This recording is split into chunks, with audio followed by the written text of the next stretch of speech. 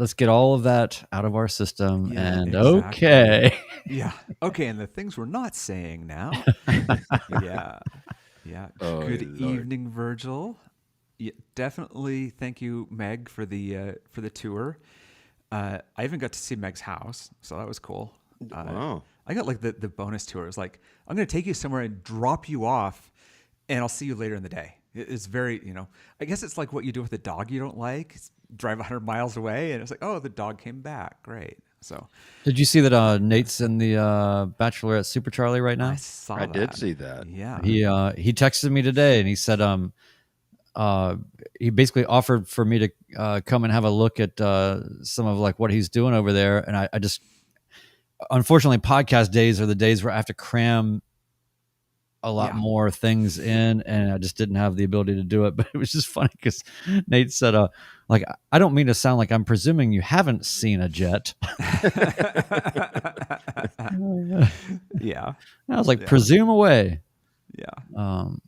But anyway, yeah. Hey, Cheryl. Great to hang out with you, Cheryl. That Good was to see Cheryl. Yeah. That was good. We had some quality time. I like that. Yeah. Mr. Youngblood. Great to see you there too. Yeah. Yeah. Great to meet Scott Ward. How are we gonna get a tiki bar incorporated into our video presentation? That's the question.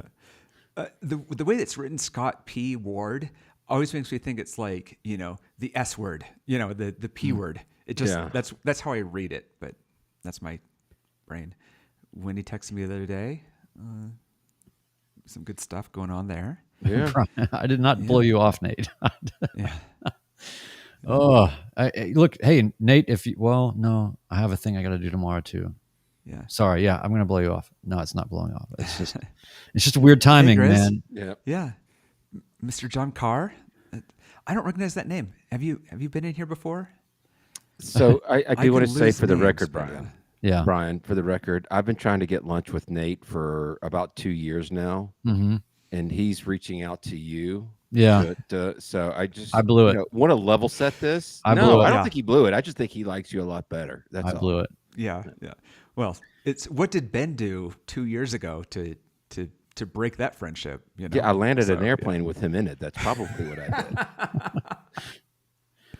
Yeah. He did say, will you come over to B&A and I need to talk to you about Ben? Yeah. We need to have an intervention. Yeah. Well, y'all ready? Yeah. Yeah. I Let's do did it. y'all. I've been around you too much. Yeah. Bless your heart. Yeah. Are all y'all ready? Yeah. Oh, y'all. Yeah. All right, let's do it.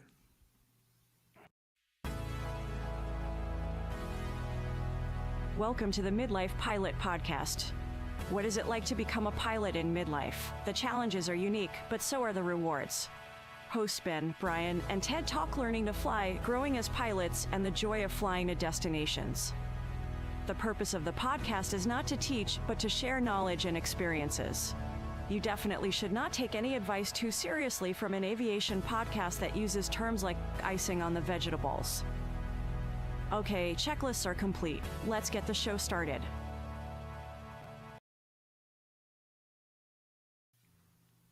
Hello and welcome to the Midlife Pilot Podcast, where we share the experiences and challenges of flying in midlife. Whether you're a seasoned pilot, training for a rating, or just thinking about getting started in aviation, we like to think of the podcast as your aviation companion and your weekly dose of aviation inspiration. My name is Ben. I'm a pilot with an IFR rating and a commercial certificate based in the metro Atlanta area. I fly a Cessna 182, I like to call the Beast. Joining me tonight from his home in the Bachelorette Super Charlie, right there on Music Row, it's our friend Brian, flying a Cherokee 180 named Lucy. Good evening, sir. Good evening. And wow, I was going to say, it's so nice that we're all sort of back in our home spots and, we've kind of collected ourselves, but look here, the video friends here can see that Ted is clearly finishing up his rehab and has not been released yet. But it seems like one of those nice rehabs where it's kind of scenic. It's sort of like it's a resort kind of experience. So, which is great. It precludes us from having to have done the intervention and all of that stuff. So that's good. But yeah, I'm just glad everybody's here, and it's good to see people in the chat. And we are all on the other side of the big Texas send and in one piece. So yeah, Amen to that. Yeah. And as Brian has mentioned, joining us tonight, go ahead. You've got your finger up. You want to say something? You said in one piece. Okay. Oh, Last episode, but go ahead. yeah. Well, yes, that was covered extensively. Joining us from somewhere in the mountain time zone, who is normally based in Portlandia. He flies a flight designed CTLS we like to call the Egg. It's our friend Ted, who has flown 700 hours in the last 7 days. Week and a half. Yeah. Hey, how you doing? Yeah. How many hours have you flown? We'll get into that when we go to the recap. Yeah. Okay. Yeah. Yeah. So I am in Utah, and the background is very beautiful here, which is great for an audio only podcast. But yeah, I have been really struggling with time zone math. It's like, wait a minute, what time is the podcast? And because it's like I've been in a bunch, and yeah, it's great to be here though. You should take a still image with, like, after you're done, move yourself out of the way, remove the chair, take a still image of exactly that, and then just use it as your fake background going forward. It's really nice. Wait a minute, that's what it is already. Yeah. I do want to know what the I'm going to guess that's a chicken sitting in the window. Is that a emotional support chicken? It's an emotional support flamingo. Oh, flamingo. I'm in an undisclosed location, and it's a person who likes flamingos that normally is in this room. Understood. So Okay. I did move it to be in the picture though, just because it Nice. it brings a little bit of levity to the situation. Nice. Nice. Tonight we're going to talk a little bit about our kind of a recap, but also, lessons learned, takeaways, observations. Ted's throwing that up on the screen now. And we'd like to hear from the chat as well, things that you might have learned from making the adventure, the journey to Tango 82 and back home. Planning versus reality. Yeah. It's a good way to call it out. Brian, have you to be clear, any long cross countries that you've done are ones you've learned from. So this isn't just for our Texas crowd. Yeah. Right. Great point. Thank you for calling that out. Yeah. Brian, have you had a chance to get up in the air between T82 and here? Because I haven't. I think I kind of I don't want to be in the plane for a little bit. We will get into this, but I feel that I have maxed myself out for a good while, and it's kind of nice. I did have that experience that I talked about an episode or two episodes ago, where I hadn't flown for 42 days or whatever it was with the annual situation. And, once you get to a certain point, you can just jump right back in, and it's not you don't have a huge drop off, And so given that I wasn't really working my way back from much, to then do all the flying I did before to kind of make sure I was ready and get my night currency and all those things, to then go and do all of that flying, I am pretty well satiated, but more importantly, my wallet is, and so, but yeah. And, just on that note, again, Patreon supporters of this community helped make this happen, in ways that we were able to sort of continue to run all the operations of the podcast while also traveling and doing all the things. And it's because you guys are so benevolent and kind and pity us enough to help us. And so, really appreciate that. So as much as we might be draining our bank accounts on fuel, at least we know that a lot of these other pieces that are the operational overhead of the podcast are covered. And so thank you for that. Amen to that. Yeah. I have not. I went out to the plane to update databases. That's the closest I came to flying. And, was that too close? Were you like, nope? No. It kind of just gave me the taste. I kind of almost went and did a couple of laps in the pattern, but I plan on maybe trying to go up this weekend. Maybe take some friends up or something. Just some more recreational gas burning, as Brian likes to say. Yeah. Well, yeah, and shout out to our friend Lewis. He during this trip, we had a lot of conversations around instrument flying, and obviously everybody knows that I'm dying to get my instrument rating. It just takes resources to do that, and I'm anxious to do it. I want to do it. He, had a great point though, and he texted me some things after the fact too that are really helpful. But basically, he was saying, we were sort of building a list together of here are all the things that you can do now. Basically, everything you do from this point forward should really be only and solely focused on getting your instrument rating. So if you're using any time, any resources, no more fun.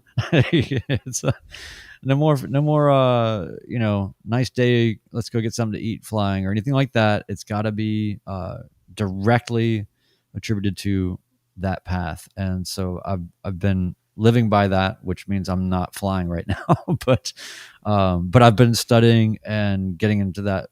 I can feel it starting to take hold. And so it's good. Also, side note, not really related to flying in this way, but you guys see this thing right here? You see what that is? It looks like a recorder. Is that a cassette, like a mini Cassette tape recorder? Yeah. It is a dictaphone, Ooh. It's got the little tiny cassettes. Yeah. These little guys. Yeah. So when we were going through my father-in-law's stuff, and that he doesn't need anymore, back in the shelves, and found a whole binder. I've got it around here somewhere, full of dictaphone tapes that are labeled with all of his instrument training on it. So he was recording his instructor and all of the conversations on this dictaphone. And so I am slowly but surely capturing all this stuff and putting it into a shared, because I want obviously my wife to be able to have all these things, but at the same time, it has been so fascinating to, at the same time that I'm, in instrument study mode again, to be listening to, and clearly his instructor was kind of a World War II, Vietnam something kind of guy. He's got all these things he's talking about that I'll illuminate maybe somewhere in the Discord, but he has all these things where it's like, you're not going to find this anywhere in a book, but here's how kind of like we did it. You know what I mean? And it was a lot of the stuff that I was listening to today was around partial panel, and just not having any kind of a attitude indicator, and then trying to figure out, obviously airspeed and altimeter, right? Right. But he had some other wrinkles in this that I can't wait to run by you, Ben, to see what you think, because it was he kind of had some old school tricks that I thought were really interesting that I also had never heard of. That's crazy. Yeah. So anyway, so it's just kind of a neat one of the many things that are going on at this weird desk that I sit at. But yeah, so there's that, and I want to get back in the plane, but right now I am good. Good to hear. I do want to give a quick shout out to the gentleman who has made that lovely light sign behind you. Yes. The banjo pilot was very gracious, and he created these. It's your home airport with the Midlife Pilot logo on there, and it reflects the current weather condition. So green being VFR. It's so cool, and it's how kind of him to allow us to be sort of guinea pigs for the early stage development of this. Yeah, we each got one of our home airport and the Midlife Pilot Podcast logo right there, and you can see it's VFR here right now, which maybe it's a little slow to change because I think there's a storm brewing out there, but yeah, no, it's amazing, and so it'll change colors with the flight conditions. It'll also have a strobing kind of almost like chasing lights for when the winds get over 10 knots. Such a cool thing, and it took me a minute to figure out how to get mine kind of going. He was very gracious in helping me, and it is the coolest thing. Mine is sitting here. I can't it's the way I've got it wired. I wouldn't be able to show it to everybody. But anyway, it's a audio podcast, so people won't be able to see it anyway. But it is absolutely stunning. Mine went home with Wendell Geek with a bunch of the goodies from Texas, and so I'll get it eventually. Yeah. But I also hear there are plans to make those for sale. So stay tuned for that. If that hasn't happened, I know where they're going to be, and that's going to be really cool. So I want to get to Ted. Brian, I think Ted needs a little help. I know we know that. all impressed with, him showing the world that sport pilots can fly across the country, no problem. Yeah. But I believe he's become a little directionally challenged in that he is flying to Portland by way of Mobile, Alabama. Yeah. And that's just not quite on the way. Last time I looked at a map. Look, when there's, you can only chase tailwinds for so long. I got more than 50% of this trip has been tailwind, significantly more. And I was thinking of you the whole time, Brian. We were in Texas, and I have various things going on, and I didn't want to get to Texas and just leave it at that. So I was like, you know what? I'm already here. It's only 500 miles to New Orleans. I really want to go there and see lakefront. Yeah, only see the beautiful lakefront airport. And Mike Alpha Golf, our patron and friend, was going to come to Texas, and he's one that bowed out because of the weather, which is perfectly fine. And so he took us out to lunch in New Orleans, and I don't remember the name of the place, but Sharon's. Is that what it was? Mm-hmm. Okay, I just remember it was called the Butcher. Was the other part of it? Yeah. Brian, I had a burger. It was called the Pig Mac. So it's basically a Big Mac. Yeah. But it was with a pork patty, and nice. It was awesome. From a butcher. From a butcher, yeah. So yeah, I did that, and then I needed it. I had 6 days to turn around and make it back to the Mountain Time Zone at least. And so I decided to keep going east. And I was that close to Dauphin Island, so I had to go hit that, and then dip into Mobile. I'm like, oh, this arrival, I know, Brian talked about that one being amazing as well. And of course, that runway was shut down, and the winds weren't proper for it either. In Mobile? Yeah.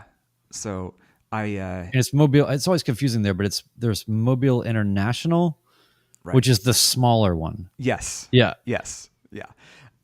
So I was like, well, I wanted to do extra filming of Dauphin Island as I took off, and so I'll just land at Mobile and take off the cameras. So I landed, and then it's like taxi forever all the way over. I'm like, shoot, it's in front of Signature. This is going to be expensive just to take off cameras. They didn't even come out to park me. So I'm like, well, great. I feel that much better about just dipping in, taking off 2 cameras and taking off again. But yeah. So yeah, I did that, and then ended up in Arkansas. Hold on. Yeah. Did you go to Dauphin Island? I went to Dauphin Island, and I rode my little scooter up to the bakery. Oh yeah, just off the main drag there, and got. What do you think about that coffee. approach? Oh, that is so cool. Yeah, I mean the whole thing is out over the water. I mean, yeah. I felt like some have been like aircraft carriers, but it's surrounded on every side by water, with the exception of the road, which basically continues the runway.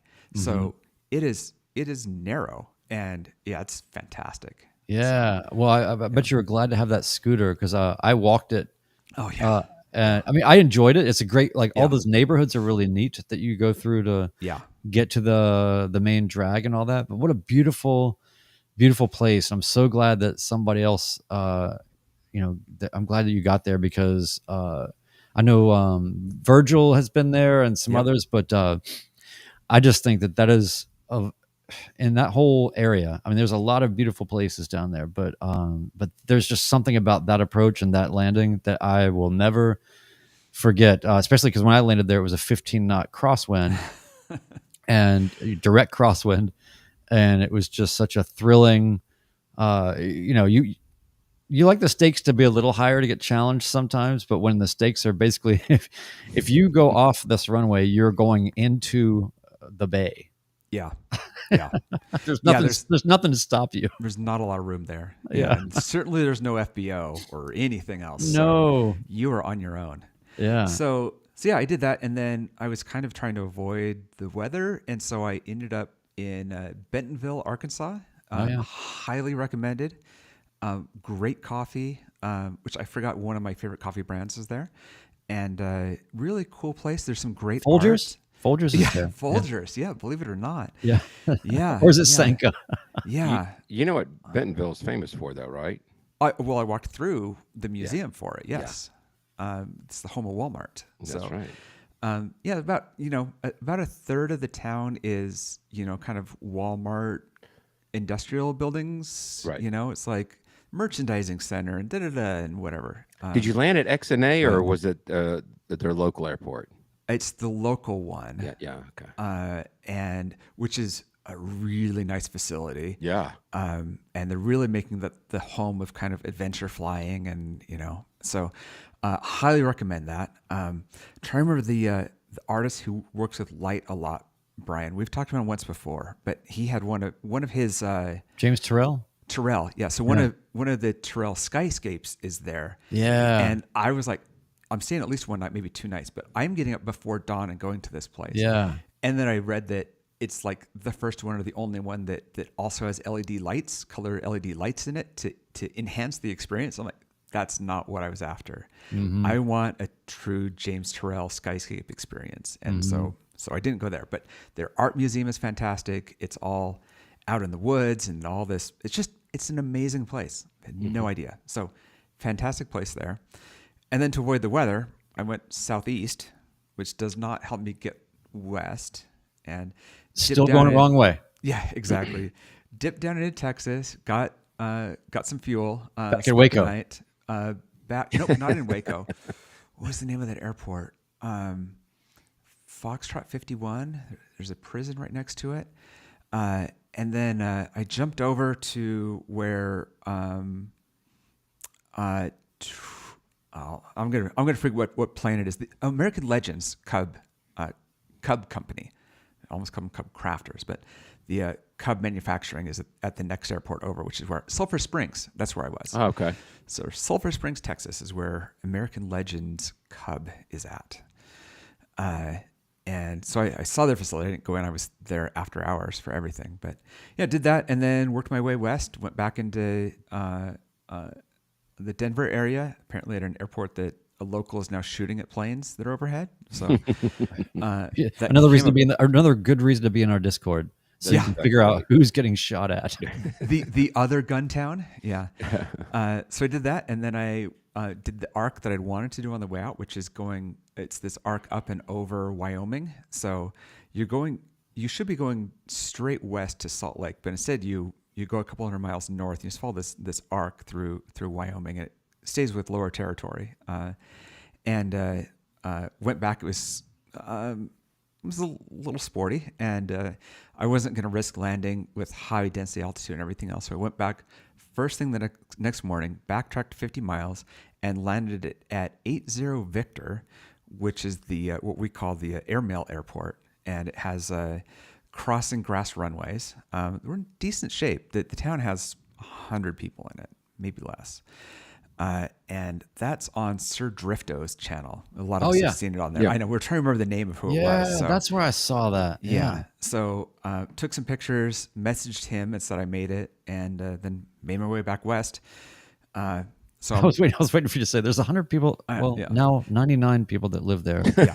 So I was north. I was at the top end of Utah. So of course I flew to the bottom end of Utah and spent some time there. And now I'm back near the top end of Utah. So from when I left Tango 82, I've done 28.3 hours. Since you left Tango 82? Since I left Tango 82. So then what did you do to get there? I believe it's about 16 to 18 before that. Yeah. So this trip is a lot. This trip is yeah. going to cumulatively be equal to that of which is the entire volume of your private pilot training. I know, exactly. Yeah. Or the average of what, GA pilots fly every year. So, but yeah, I'm getting really close to being 500 hours on the plane. So that's up my hours. So that's really fun. Yeah. But yeah, I'm, from here, it's just one more stop and I'm home. So Nice. It's been an adventure. But, the other thing is I've had to pack for so many different adventures on this trip. So, I had all the stuff for Tango 82 and I had all the stuff, just my normal stuff and packing laptops and just all this. So it's been, you didn't anticipate also having to put parts of your plane in parts your of my plane in my plane. Yeah. Things that usually live on the outside. Thank you, Mr. Dull Geek, for that. Yeah. Oh, So that's right. Okay. You're not hauling around your broken I'm not eggs. hauling Okay. it. Yeah. So now, so the plane has two things on it. It has bugs on the wings. Not terrible. It has some bugs on the wings. The other thing is the belly has oil on it, which I hate because that's very rare with a Rotax plane. So It's very what? It's Rare. very rare with a Rotax plane. That I see. you have oil on the bottom. But yeah. Well- So, speaking of that, Well, if you're inverted, yes. If you're inverted, there's problems. Yes. Yeah. I think that was a segue for the belly scrub. yeah. And by the way, shout out to okay, I love this bit that Nate Ballard shared with us. He said, I took my now wife to 4 Romeo 9, which is Dauphin Island, in a beach Sierra when we were 18, but haven't been back since. Fantastic. So that is so cool. I mean, now you can do it without paper sectionals.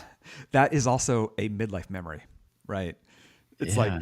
like she wouldn't save my wife at the time. So I love that. Yeah. That's awesome. And then also just really quickly, I want to say shout out to Captain Todd, who was such a joy to meet, made it to the fly-in sort of at the very tail end, right after we had finished the podcast or got there as we were doing the live show on Saturday. But still, we hung out, had a great time Saturday night with Captain Todd, and make sure everybody goes and checks out his video on the YouTubes. There will be more coming. We're going to be sharing footage with everybody. We've just had a lot of stuff going on where we can't really get that footage out yet, but we've got a bunch of coverage of the event that we would like to give to everyone to make whatever videos they want from it, or at least to enhance the videos they are making. But Captain Todd, last to arrive, first to make a video, and it's incredible. Nice. It's so great. Well produced, and I like his. I like his style in terms of narration, and it's kind of like it moves. His edits move along, but it's just kind of relaxing. It's not like a bunch of crazy transitions and hyper cuts and whatever. I really enjoy your videos, Captain Todd. Thanks for being at the event. Awesome to talk to you and hang, and really appreciated the shout out and everything you said on your video. So let's get to some. Captain Todd says, "Yay me." Well, all right. I take it all back. No, let's do a little belly scrub. We are grateful for you all making this the best pilot community that we know of, a positive space where we share everything from training experiences, shared personal minimums, tackle ownership challenges, review flight plans, and best of all, make new aviation friends. Like Captain Todd, even though Captain Todd's been around for a while, but it was nice to finally meet Captain Todd in person. Yeah. You can connect with us, join our Patreon community from $1 a month, or do a one-time annual Patreon, 25% per episode. You can also do PayPal drops via our website, midlifepilotpodcast.com, but we don't really talk about that much, but you're welcome to do that if you're not a Patreon person. Access exclusive content, including check ride debriefs, killing zone conversations, and more on our Discord. We've got so many debriefs and more coming. Super helpful, super insightful. Each one of them is amazing. 10% supports Freedom Aviation Network's anti-human trafficking efforts. Watch us live on YouTube, Mondays, 8 p.m. Eastern. Share your stories, midlifepilotpodcast@gmail.com. We read all the messages. You might hear yours on the show. And for everything Midlife Pilot Podcast, community feedback, merch, and more, visit midlifepilotpodcast.com. Boom. Yes. It's all linked from the website. So very good. Yeah. Go ahead, Ted. We've got a lot of community updates. A big couple of weeks for Patreon supporters. Yeah, it's been busy. And it feels especially so by not being connected to the community as much. There's a lot going on, and So at the Landomatic level, we have Mark C. That's Flint's dad. We met him in Texas too. Yeah. We have Zach R. And we have Bart K. At the Hershey Bar level, we have Luke's Landing. His name is Luke, if you didn't guess. Luke's Landing. Check out his channel. He's a creative force that helps us out, and he's been rolling into Discord, and he's hilarious. So thanks that. We have Rachel C., Winged Weasel, and Mark Y. At the Beast level, we have Michael M. and Richard F. And at the Caps level, we have Juliet Whiskey. So thanks everybody for joining us, and we hope to make it worth your time. Yeah, and Caps level, that's massive. That's great. Yeah. Thanks to all. Yeah, and then Thank you. in Discord, I've missed some of it, but I noticed a couple of things I really wanted to point out. The first was there was a good discussion from Badger Pilot about missing his door being latched and a kind of a domino effect of not following checklists, and Badger's really good about kind of that self-criticism on that and being productive about it. He put up a video that'll be linked in the doobly-doo, and it was he actually figured that out when he landed, which was great. So yeah, Ben. Yeah, I was just going to say, I was going to mention the video, but it can't be understated when we have Patreon members that come in and basically have a confessional. They state what they did wrong, and I think it encourages others maybe to do the same thing. And I think you grow quicker when you own your mistakes and you recognize them, and then when you have other people share that with you, I just think it's immensely helpful to everybody. So I wanted to give Badger Pilot a big shout out for stepping up and doing that, and then putting it on YouTube, his channel. He's got a great channel. Yep. And I watched it, and all I have to say is I have been there before. I know exactly how you feel. I've done it, and I appreciate you sharing it. Yeah, I have kind of a little, almost like a reverse memory aid or memory item, which is when I'm doing a longer cross country, I turn off my landing light. If I'm local, I just leave it on. But for the longer ones, I turn it off. And so if I land and I've missed turning it back on, that's my indication that I'm doing a poor job on those checklists. Yep. So it's a relatively safe thing to do, and so that's a way for me of really kind of reinforcing that. Well, and yeah, it is awesome to recognize those shortcomings and share them, because we all have those moments. But I think also it's easy to jump on checklists, and that's true. But for at least I do this, and a lot of people have flow checks, right? I mean, I have a flow that I do before I take off. It's the last thing I do, and it's a great time to remind people that most of the planes that we are flying in this midlife stage of early stage flying, most of our planes are very simple airplanes. There's not a lot of buttons. There's not a lot of gauges. There's really not a lot of things. It's unlike when you're training in that very same airplane. It seems like insane, but you can have a flow check that essentially is checking every single thing, and you can do it very quickly. So, I always start at the floor and work my way over to the passenger, past them to the door, up to the latch, down to the breakers, go across, and you can just check everything. So as much as it's nice and definitely have a checklist and do all the checklist things, but I think it's totally doable in most of these airplanes to have a flow check that is essentially checking everything. Yes. And especially if you start, I think the key is just where you start.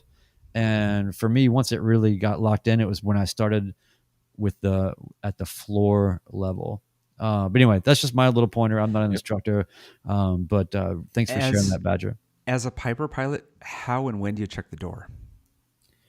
As a Piper pilot, when do you check the door? Yeah, do you have a flow before takeoff of yes, looking over? Yeah, my flow is trim set for takeoff. Seat belts, doors closed. Check physically. Closed and latched. and then I come down to do the rest, in terms of breakers Gotcha. and carb heat and fuel mixture to go, and then, whatever. It's all the same thing over and over again. But we also only have one door, which is, hey, it's So the last thing on that topic is he titled his video "Half of a Cessna Joke." I don't know if you noticed that. It was when one door opens, ... Yeah. Which is the classic Cessna joke of that's good. one door closes, the other door opens. But besides that, it's a pretty good plane. So yeah, Good stuff. yeah. And then a bunch of accomplishments that I want to kind of highlight. Plain Places is trying to get their CFI before his dad stops CFIing, and kind of continue that. So that's a cool thing. Yeah. Skip passes written, big deal there. Erica got her CSIP, which is you are a serious instructor and you know what you're talking about now. That's fantastic. So good. Hakan passed his check ride Yes. in Europe, and that's a fantastic one. Looking forward to that debrief. Yeah. Moat has their check ride scheduled, just did their long, slow cross country, and needs to work on the written. He said, finished my long solo cross country yesterday, and have to say it was one of my favorite flights ever. So, love that. Oh, Finally, another question I got to ask you, Brian, is Alex F. talked about discovering the pitot tube drain on the Pilot, or on the Piper pitot drain. And that's on the body of the plane. So the pitot drain on the actual, because there's a drain on the actual. On the actual. I think that's what he's talking about. Yeah. I thought he was talking about a separate drain, like a valve on the body of the plane. I just misread that. Okay, cool. Or maybe I'm missing something. Yeah, yeah. There's a valve at the bottom of Brian's airplane. He's going to open it up, and it's going to be like 30 gallons of water comes out. I know. Or the plane deflates. Well, what I did is I just need to peel back all the duct tape I have over all those things, and see what's going on. Yeah, exactly. So yeah, that was cool. those are the highlights. Well, speaking of highlights, we've got some listener feedback that we'd like to share. Can we just knock that out? Let's knock it out. Okay. Yeah, prepare yourself, everyone. This is yeah. Wow. This show is moving very slowly, guys. Have you noticed this? Are we moving slowly? It seems like we just have a lot to cover. Exactly. We do have a lot to cover, and If we go a little long, we'll go a little long. we'll go a little. Yeah. All right. I mean, people can listen at faster speed. The show is the show. So Yeah. Yeah. So, all right. Our friend Lord Alpha Juliet, who, by the way, huge shout out to our friend Lord Alpha Juliet for being sort of the glue that held a lot of the event together spiritually, kind of ringleading. If when we took over that tiki bar, it was like, I look over and Virgil's already got a whole bar set up. I don't know how, like Virgil has an entire bar already set up and functioning with, sort of exotic liqueurs and things or whatever. I don't even know what was going on. Yeah. And then here comes AJ, giant cooler full of stuff. And so at every turn, I just noticed how AJ was really greasing the skids for a lot of the things that were happening at the fly-in, and just want to give a special shout out. And that's why we're going to read this ridiculously long, difficult feedback from said AJ. Missive. Yes. So I'm going to have to read it a little quick. And so it's going to be a little bit of this is sort of like doing a stunt live. I was going to say, yeah, this is, everybody prepare yourselves. All right. I'm going to, do you remember the FedEx commercials back in the 80s, with the guy that talked fast? I'll think of Micro Machines. Similar. Oh yeah. I won't be able to do that. All right. So thanks again, Lord Alpha Juliet. Here is some feedback. And I haven't read this. You asked for it. But yeah, so I can't wait to get through this. All right. Theodore and Egg, Ben and Beast, Brian and Lucy, I bid you greetings. It is with humble thanks and no lack of sadness that I write to you this eve. I reminisce on our meeting so few days past with gratitude and sorrow. My heart doth burst with gladness, camaraderie, and fellowship from our recent celebration, but my disposition does not cloud so at the thought of that a full cycle of the moon and stars must transpire until whence we meet again in such a manner. The difference of station and types of machines you have assembled into your alliance of sky charioteers is the most varied I have witnessed and is to be praised, nay, immortalized. For you have done the thing most wanted and yet most challenged. Bring the differently minded together in harmony. Let no man have words against thee or thy works, lest he have me to meet unfavoring.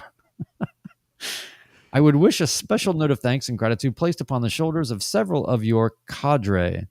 May they be henceforth known as Sir Ted of Weirdtown, Sir Wendell of the East, Sir Benjamin of the Forested City, and Sir Barry of Lists.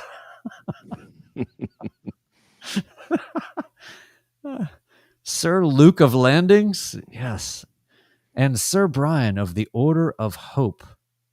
Oh, right, yes. Okay, I get it now. Each in their own way did and spoke things during our time together this woefully ended weekend to give strength and courage to mine own journey, and I owe them a greater debt than could be written in mere script. To the long since met friends and first met alike, I thank you for your fellowship, your wisdom, and your patience when in my presence. If ever any in your realm are in need and find themselves in the kingdom of Guntown, they should not hesitate with any request, as any feat within my power or those within my reach shall be theirs without recompense. Cheers to your brand of merry misfits that have seen well to give me a spiritual home. I apologize for my verbosity, but one cannot say enough good things about this event nor the community you have fostered. Keep the faith, Lord Alpha Juliet, Kingdom of Guntown. Wow. Fantastic. And you were the right person to read that. So I am blown away. That's very impressive, Mr. Siskin. Very impressive. I love it. Now, I love that you guys are amazed that I can read. Well, it's a little bit more to it than that. Yeah. You got to give yourself credit. It's like reading Shakespeare. Right. It's not as easy to. Yeah. I love Luke's comment. He says, "Can this be our new Pledge of Allegiance?" And now I get to read the review, and it's going to be like a first grader reading compared to that level. Well, so by the way, I love that I didn't read this. I said what I said about Lord Alpha Julia, and to see that he was feeling it the same way, really appreciate it. Really, really awesome. And thank you for the workout on the reading. So that was fantastic. And go ahead and mention to everybody that was able to attend the meetup, we're still taking feedback. Tell us what you think. We'll take suggestions, comments, improvements. We'll see. But we did get a review. This is from Das Rue. And what? This never happened before. That Brian almost fell out of his chair. So let's just interrupt this and explain why. Well, Luke left a comment and said, "Today I learned I'm illiterate."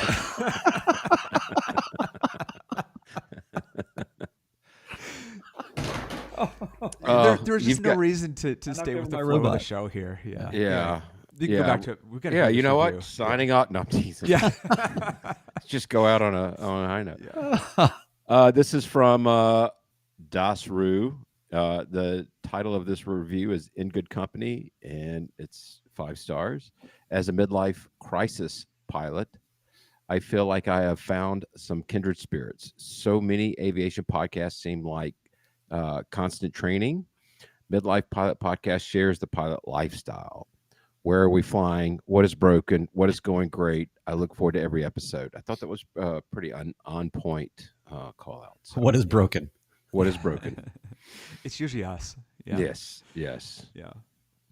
Well, so as an episode that is apparently all appetizers, there was another thing that I saw roll through this week that I thought was important to cover, which is, kind of put your safety hat on. And Avemco, there's no P in it, Avemco, there we go, sends out an email. And it's also, they have it on a blog, it's about once a month. But they were talking about something that kind of breaks our normal model of killing zone, where hours 100 to 500 or 50 to 350 are the most dangerous. They talked about taxi mishaps, and they said the first 50 hours it doesn't happen. It ramps up after 50 hours, and by the time you hit 100 hours, it hits 11% of all claims are taxi mishaps. Not paying attention as you're taxiing, hitting a plane, hitting a light, all of that. They also noted, they also said that after 2,500 hours, the percentage of claims goes up even further. So that's a good example of a place that we get complacent, and I certainly do it. And that taxiway thing, it's just a good reminder that, all right, past 500 hours, I can do it all. Whatever your mental model is a good one to keep in mind. That here's Avemco saying, from our own data, this is something where it happens more as pilots get more hours. That's interesting. Also at night, when you're doing your run up, oh man, and you can't really see that you're moving, or there's a lot of little things that can sneak up on you. So stay on it. And look, we have people over here at John Toon that it's, I just yell out like, rotate, because they're just going wild on the taxiways. They're going, it's so I can see that totally computes based on what I've observed. Yeah, definitely. Well, thanks for that, Ted. We tonight we really just kind of wanted to draw out lessons learned, observations from the fly-in, and go around the horn and see what you've gleaned from the weekend. Well, I love that we're so bad at podcasting now because we had this whole trip to throw us all off. We've pulled all our equipment. It's amazing that we even got our equipment back together to function. This is insane. I can't believe we did this. But I was convinced that I was waiting for the one. It's always the one cable. It's, what I mean? Like, I did show up, I think, with Mark's microphone clamp. So that's pretty good. Anyway, so here we are, 45 minutes in, and we're having, really gotten to our topic. So we'll make it kind of quick. But when we're talking about, the planning versus the actualities and what actually elapsed, I'll just say, I mean, there's a lot that I could get into, and maybe we'll carry some of these things over. But first of all, I'd never flown the plane that heavy, and got to grow a lot of confidence in the airplane flying that heavy, and my ability to sense where it is and what's going on with it, and knowing that calculations and buffer that I was giving to everything was more than enough given the conditions, and I was very happy about that. Saw a lot of there was a lot of weather making decisions all through it, including leaving early and all of those things to try to get down there. Beat Ted barely. Only because he did a go around to check out the grass. If you hadn't done an inspection pass, you would have beat us. Yeah. So there's a million little things. One quick thing I just wanted to mention before I let it go away in my brain forever is I did give a shout out to Opposing Bases, to a controller that basically told us, how it is when it's real quiet and you sometimes go, okay, hey, how do you hear? And I'm not used to quiet anything. So when it gets to be that quiet for that long, I just assume I've flown out of this sector and I'm on my own. So I checked with them. I forget what center it was, or it was somewhere in Texas, I think, East Texas. And he's like, oh, no, sorry. Yeah, it's just you're the only plane I got. And I just said, oh, all right. And then I just was pondering that for a minute. I thought, well, this is a great time to ask somebody some questions, And then, but basically all I could come up with was like, because he's a center controller. So I said, do you listen to Opposing Bases? and I was gonna, rib him on being a center controller if he did. And he said, no, what's that? And I said, oh, well, it's a, controller aviation podcast. And I said they're very kind and benevolent, but they also rip on center controllers or something like that. And he was like, oh, well, I'll have to check it out. But anyway, there's just so many little moments, so many great things. But the one thing I'll say was the anomaly that I ran into that I learned from, and that was kind of a watershed moment for me, was I had made it, it was me, Luke, and Keith going back to Little Rock from Tango 82, dropped off Keith. Then Luke and I headed east, came across Nashville and John Toon to go further east to drop Luke at Sierra Romeo Bravo, Cookville, was Upper Cumberland, Sparta Airport. So we had just come through the Nashville airspace, and you could see the rainstorms and you could see everything, but it was fine. It was one of those things where it's like, okay, the ceilings aren't the best, but I can see everything that's going on, and it does not appear to be getting much worse. And so, but I knew I needed to do a quick turn. And so here you are, after whatever, 9 or 10 hours of flying, after a whole weekend of flying, and the fatigue from the trip, and just all of the stuff that preceded it, all the flying, flying 60 knot ground speed the whole way or whatever, to get there in the first place. So here I am on the very last, I'd just flown over the airport that I was trying to get home to. And then here I am landing. I dropped Luke off, quick turn, man, got to go, turn around, crank it back up. And then I'm just going right back the same way we just went. And let me tell you, things had changed. There is some terrain around there, and I was realizing I couldn't see some of it. And the ceilings had come down quite a bit, and the rain was starting to be moderate. And I realized, in terms of fuel, I knew that I had an hour reserve, plus I basically had the minimum fuel that I would accept to do that flight, with the actual generous reserve that because I do an hour for even whatever. So I get up there, and Ben, I was telling you about this. Yeah. It was like, I get up there, I'm looking around, I'm like, this doesn't look great. I'm on with the approach, and you can kind of tell when they're sort of like, there's a little bit of a tonality of kind of like, so what are you doing exactly? You know what I mean? Yes. It wasn't negative, but it was just, you could tell that they were like, we're going to keep an eye on this fella. Anyway, so I just thought, well, God, I really can't see very well this, my direct path, but I'm going to skip around this little storm. It wasn't, nothing convective was going on, but it was just rain. I just thought, okay, I'll turn. Okay, where are things starting to look more crisp, and where's the light coming from? And I'm turning, and I'm turning, and I'm turning, and I'm turning, and I'm turning. And then I was like, wait a minute. And I looked down, and I basically turned around. Oh, there's an airport right in front of me. Oh, wait, yeah. That's the one I just came from. Yeah. I basically just turned around looking for a clear place to go. Ben, always, you've been really good about, hey, if you go up, and it's okay to go up and have a look around within certain conditions. Parameters. Yeah. But if you do that, you have to be fully prepared to land again. That's right. That's the thing I think a lot of people, why they won't do that, is the planned continuation bias of that. Yes, exactly. So, I definitely had, get home-itis, get there-itis, because I was just ready to be, we were all right. Like, I love flying, ready to be done, ready to rest. I hadn't really eaten much. I was just, all my tanks were running low. But the one thing I did do that I was very proud of is I didn't even press at all. I just turned around. I mean, and Ben, you'll be proud of me. Ben, here it goes. You ready for this? Standing by.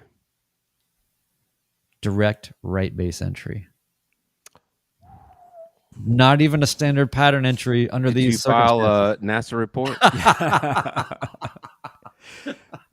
Just file those before you leave. Yeah.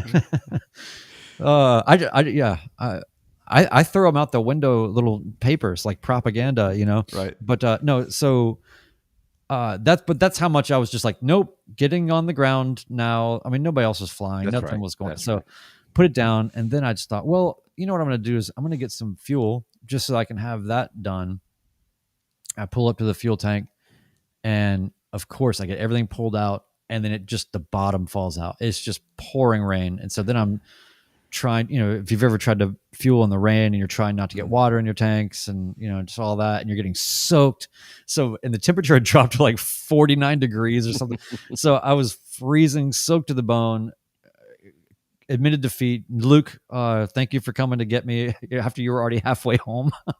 And Luke put me up at his place, which was an awesome house. And Luke and his lady took good care of me, fed me, put a space heater on to thaw me out. And I had a very, very good night's sleep and got out of there, totally fine the next day. And it was all good. But anyway, it was just really interesting to sort of go through a lot of those weather challenges and all that, and then just really meet one that was sort of insurmountable at the end. And the last thing I'll say is what I realized, and I want people to take this for what it's worth. Everybody's situation is unique, but I told you this, Ben, when I was talking on the phone.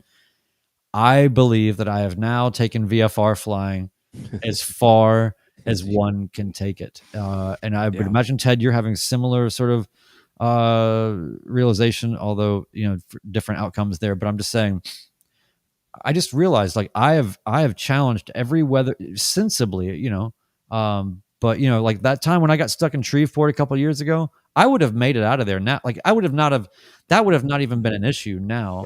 Right. But all that being said, like, and I know what the margins are. I know what's good. I know what's not good. And I'm not, that's as far, I feel like I've pressed things very far, but to a level that I know that do not need to get pressed any further. Right. And so it was kind of nice. I just had this realization of like, wow, I really feel like I have done, because I've done, not everything, but I've done mountain flying. I've done, I don't know. I just feel like I've done a bunch of things. I had a great sense of accomplishment, even in that little moment of kind of failure, because it was like, okay, that is the end of the video game. Right. It's kind of how I felt. So anyway, well, of the level at least. Yeah. I'll be quick with mine. Sorry. We left. It's okay. This is how it goes. Yeah. I had Lord Alpha Juliet in the plane with me coming back from New Orleans back up to McCollum. And I wanted to get an approach in. The reason I wanted to get an approach in was because I know I have done a lot of flying that day. And similar to the last fly-in, when I took CFI Sam up with me and I asked him to put me into a helmet fire, I wanted to just shoot an approach at the end of the day when I had done a lot of flying. And I will say that I did reasonably well. I started losing, and I was under the hood. I had foggles on. It wasn't IFR, and had AJ as my safety pilot. It would have been an acceptable approach under a DPE, I think. But I was getting off course just a little bit, a dot here, half dot here, whatever. But what I found was interesting was I probably had one of the worst landings I've had in a really long time. And I'm not saying that to beat myself up. I literally bounced the plane 3 times going down the runway. And I think that was kind of part of the exhaustion level that I was at, that I just, there was kind of a need, let's just get this thing on the ground. I'm done. But again, I felt like similar to you, Brian, I'm like, okay, now I know what my capacity is after a very long day of flying and what a shooting and an instrument approach. At least I have a window into what that looks like. Yeah.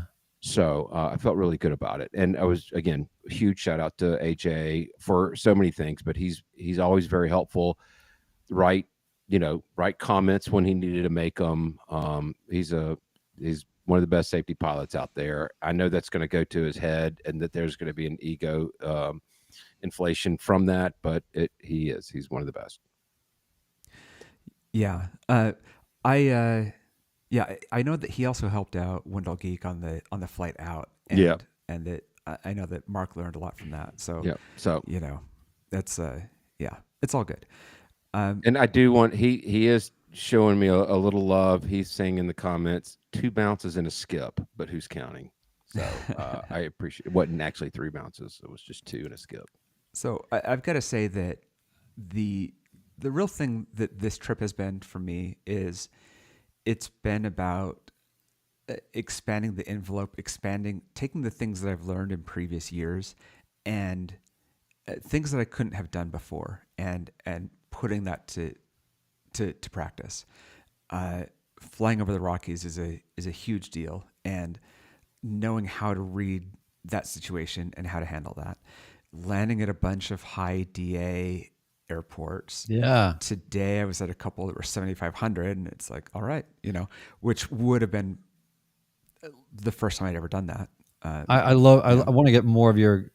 We'll come back to this maybe in another next episode or something, but I want to hear more about your DA flying too. Yeah. Just that alone. Yeah. So, but it's like I had one, and it's in my videos, but one where I really learned about, mountain wave and that kind of turbulence. And I had done a video in the past about learning about DA and pulling the flaps out too early. It's like, those are things that I needed to do before I got to this stage. And this is, Brian, you had the same sort of thing, which was at the first fly-in, it was the first time you'd gone roughly 500 miles, and it was a big deal. And now it's like, okay, that's normal. I can add on to that and add more challenges to it. And that's really what it's been, is expanding the horizons, literally even, but, and taking all that learning and all the things that you need experience to do, and taking that to the next step. And that doesn't mean being more dangerous, being less safe in the flying. It's taking all those learnings and, okay, I have the toolbox now to get through the Rockies. I am developing the toolbox of knowing how to fly around thunderstorms. And the difference on that from the beginning to the end of the Midwest section of my trip, there was a huge difference. And so to me, that's the difference. And those are the things that, as a newer pilot, you're overwhelmed by that, because 100 miles is huge. You probably can see going 200 miles, but going much further than that, spending a weekend, tying the plane up, a lot of those things are just new experiences. Mm-hmm. And you don't want to have all those happen in the same trip. Well, to sort of fold this up a little bit, I just want to say, I think that what I'm hearing, the thread that I'm hearing through all of it is, with experience, you start to just figure out, and I think AJ even said this pretty well. He said in the comments here, he said, Brian, you've expanded your knowledge of what you don't know. And I think that's a really profound way of putting it. But ultimately, it's when you are less experienced, it is so difficult to figure out how to sensibly test your boundaries as a practice, irrespective of what those challenges are, and how it's kind of binary to say, well, get out there and test your, go right to the edge and then go a little further, or I don't know, like there's a lot go up and have a look. Yeah. Well, there's something, but there's, that's within a lot of things. That's within also always have an out. That's when, all of that. So I think that there's a certain confidence that comes from just having an MO about how you yourself go about pressing your own limits in a way that is safe, and that you have limits and outs and constraints, but at the same time, you're willing to take those things on and not just find yourself trying to avoid those things just as a practice, as opposed to finding a way to fit into those things and make it work wherever it's feasible to actually do that. So the spirit of the whole event was so much about commonality and sharing knowledge and all of that. I mean, Ben, when you and I were talking on the phone, it was sort of like, we're still just kind of in this, kind of reeling from how great of a time it was. And it really has taken some time to come back to reality. Ted, you're doing a great thing by just avoiding reality. And just staying out there, man. You know, what's going to be great. I can't wait for like the next one where Ted's beard is now like twice as long. I'm in Key West. Yeah. It's like tailwind Ted. Yeah. Exactly. But anyway, so just all of that just to say that I'm so glad that everybody made good decisions, and we continue to uphold those people that as champions of good decision making. Michael Gillette and some others for sure made very good decisions, and Richard, Tri-Pacer Richard, and others, where you want to get there, you really want to get there, and you just choose the right option, which is to not do it. I just can't say enough about that, and I think that everybody has a sense of when it's right to press those buttons and to push those boundaries a little bit, and how to go about it.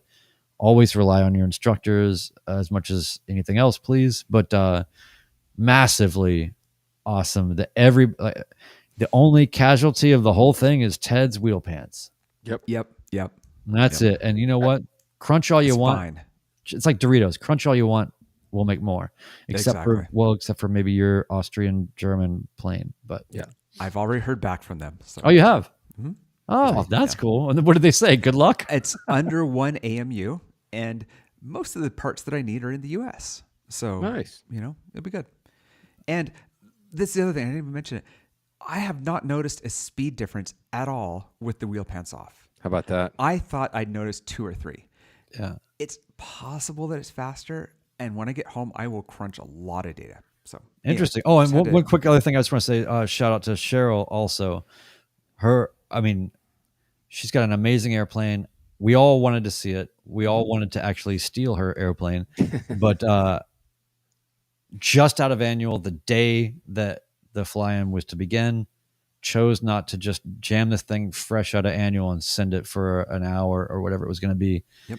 Smart move. So good stuff on that. Yeah. Let me wrap this way. I'm very proud of the members to be a part of a community with people making these types of decisions.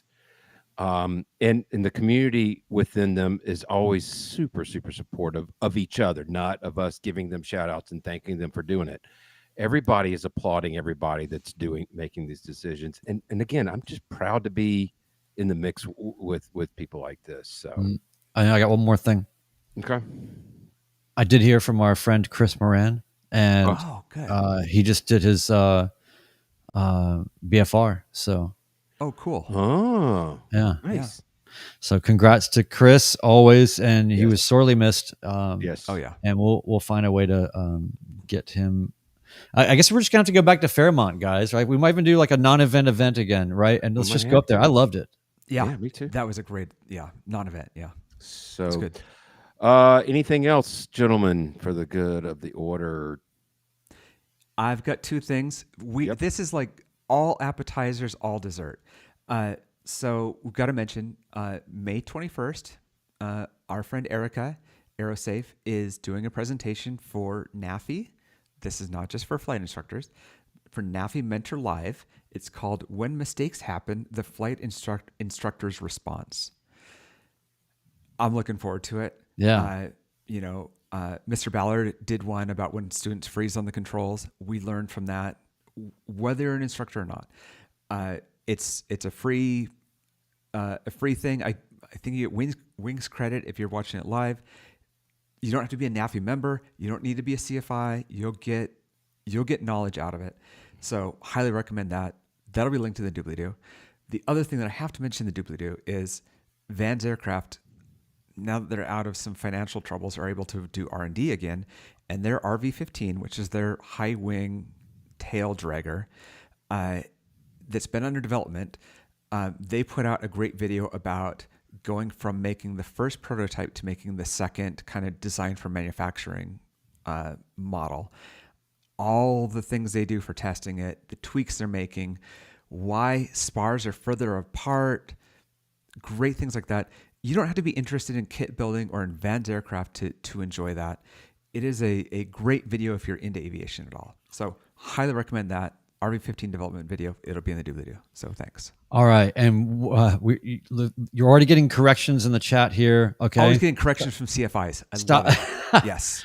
Talk about mistakes and CFIs and how to handle them. Nate handled your mistake perfectly by clarifying simply in the chat with no fluff, no extra language.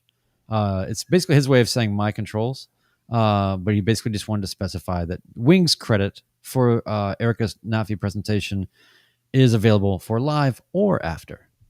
Yep, that's great. Yeah, I remember in the Mentor Live thing that they do, in the right-hand column, there's a section where you click Wings credit, and it takes you back to FAA. Does a quick little, one of those little quizzes they do for Wings credit, and you get it. So it's good that it's after the fact too. That's really good. All right, so tonight's bit of wisdom for the audience: take life with a grain of salt, plus a slice of lemon and a shot of tequila. Signing off, episode 128 of the Midlife Pilot Podcast. Goodbye, everybody.